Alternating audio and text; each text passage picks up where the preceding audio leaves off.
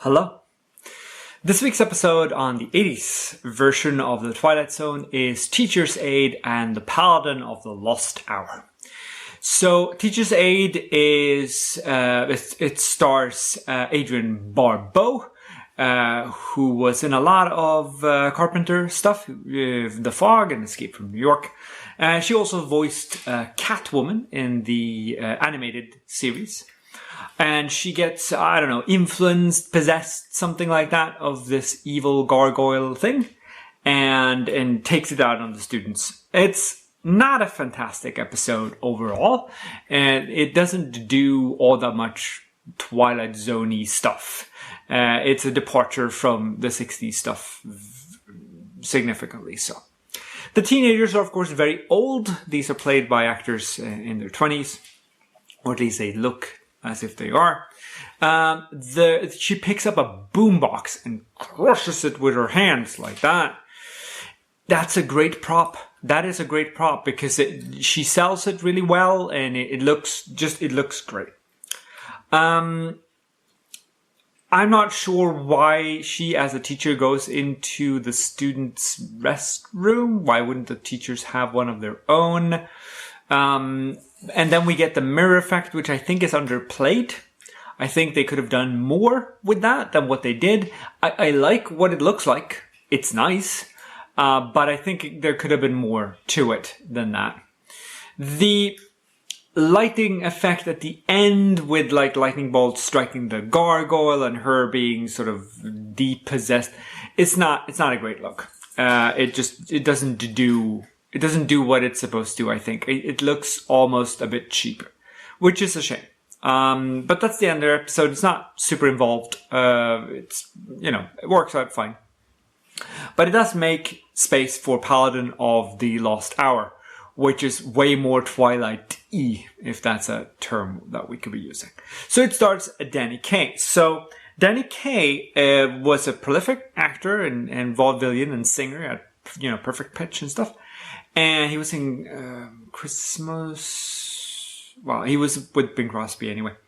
And he was also, he played in a movie called The Court Jester with the vessel with the pestle, has the chalice or the malice. I can't remember the line, but he does that. He's really good at that.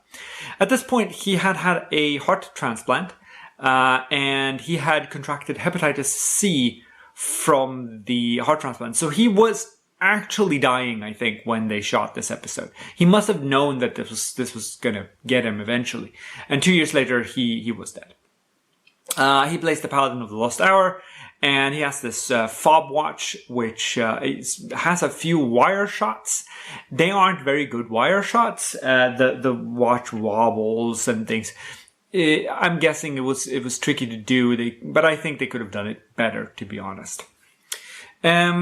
The idea of flinging a cigar back into a litterbug's car is something that Harlan Ellison, the writer of the episode, had actually done at one point when he'd gotten tired of someone. The concept of the Lost Hour itself makes very little sense to me because it states or Gasper states that if the hour is used up, if it comes to pass, the world will end. Does that mean that if the Pope got it right, then the world would have ended when he corrected from Julian to Gregorian? Like, that it doesn't line up for me. The idea that the darkness is waiting sort of outside to come in and there's only, the one thing that's holding it back is very reminiscent of the underlying plot of Tales from the Crypt, Demon Knight, the movie Demon Knight, which I would recommend. I might get to that eventually too. The graveyard set is nice. You are focused enough on the actors not to notice the painted backdrop. There's a little fog on the ground there. When you have the wind effect, it looks cool. I like it. It's not bad at all. It's a good Twilight Zone episode, although it was butchered in editing apparently. So the director, Gil Cates, he wanted his name scrubbed because of the producer, Philip de Geer, who had done editing to it, and he was not happy with the results. And I don't know. I'm not sure. I think the episode works. I would have liked to see what he was talking about. The short story was written at the same time as the script, so it mirrors the story. There's no sort of adaptation that way. And it's supposed to have another ending, but the ending is the same in the story as well. Next week is Act Break, Burning Man, and Dealer's Choice. And I look forward to seeing you then. Take care now.